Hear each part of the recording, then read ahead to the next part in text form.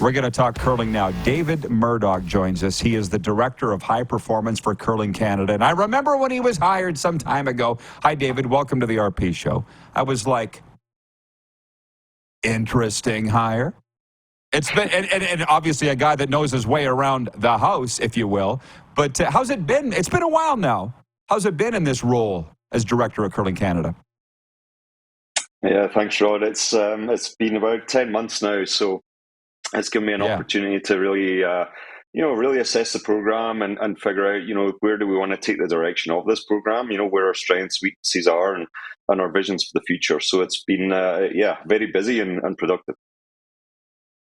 Well, I should mention, we're two-time world champion, Olympic silver medalist, too. When I say you know your way around the house, that's a fact. But just tell our audience, by the way, that aren't acquainted, why it was important for you to come to Canada and take this role. It's a pretty nice story.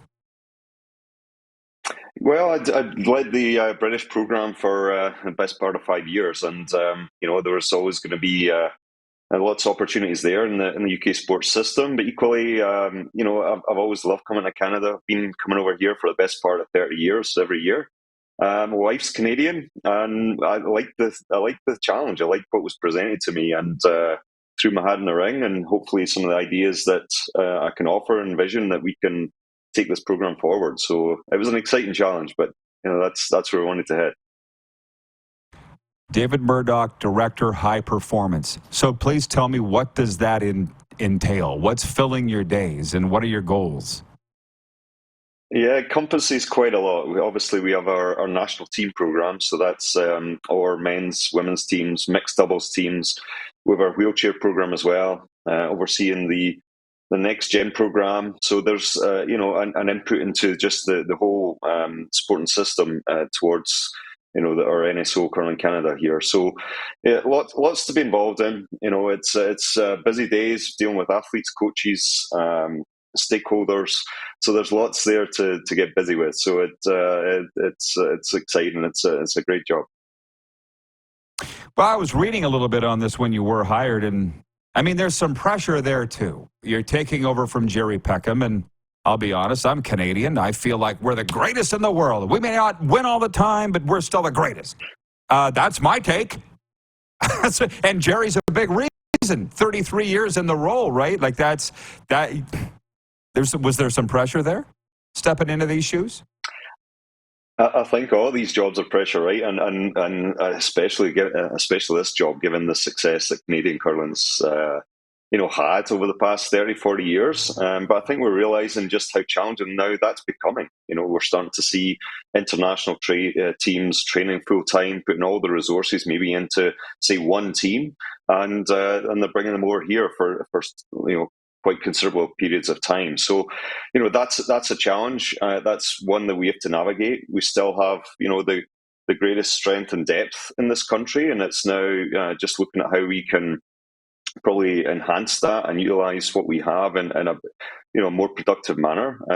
Jerry's been such a great resource for me coming into this job, so we still have some good contact, and that's just really helped the transition, so we can get up and running a little bit quicker. And that's exciting to just bounce some ideas around with him even.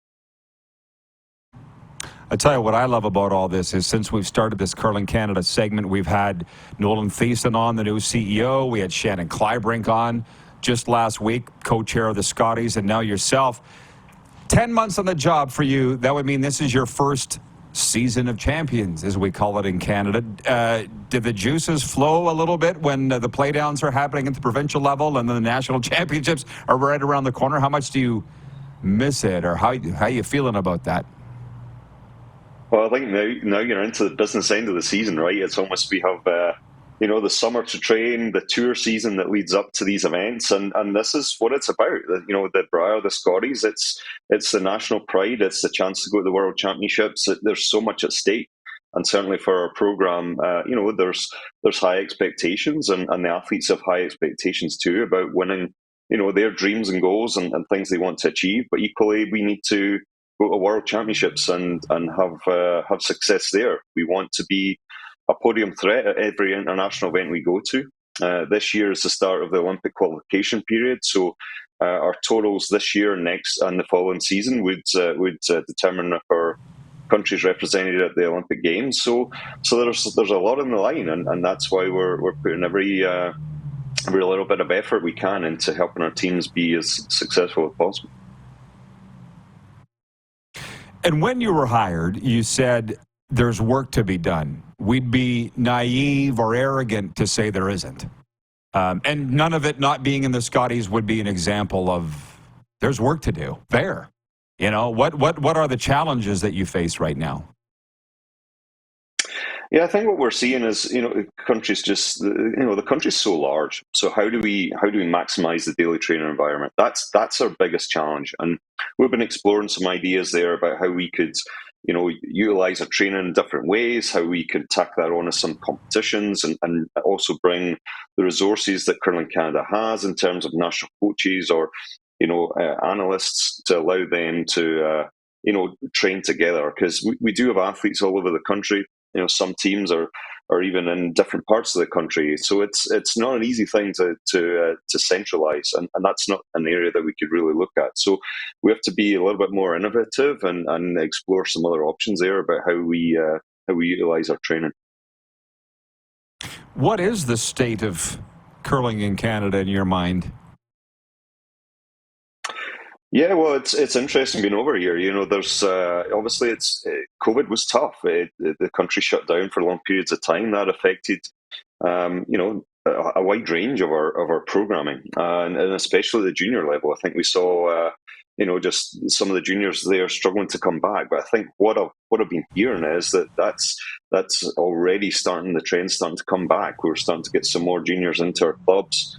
And certainly for us, that's something we're really trying to promote and diversify. And how do we bring more people into our sport? So there's a lot of discussions at all levels here, and having Nolan Thiessen coming in, we're certainly we're looking at where we can go with a lot of these aspects. So high performance is just one piece of the cog, and we need participation to have top athletes. So we're all in this together. So it's a combined effort to make sure that this sport just continues and grows, and that's where we want to take it. Sure. Well, interviews like this certainly help. Talk helps. And the thing is, anybody that curls loves it. It's got to get more people curling. It's not that hard. Anything else, David, before we let you go?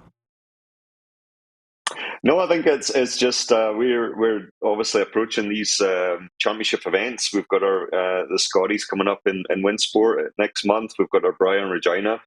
Ticket sales are going well, but there is still a few tickets out there. So you want to come see some exciting athletes, great atmosphere. Jump online, curling.ca, and grab yourself a ticket. They're going fast. Outstanding job, David. Thank you. Kudos on the roll. I know it's not new, but I think it's exciting that you have it. And all the best. Hope to see you at the Briar. Thanks, Rod. Appreciate the time. David Murdoch from Curling Canada. He's the Director of High Performance at Curling Canada.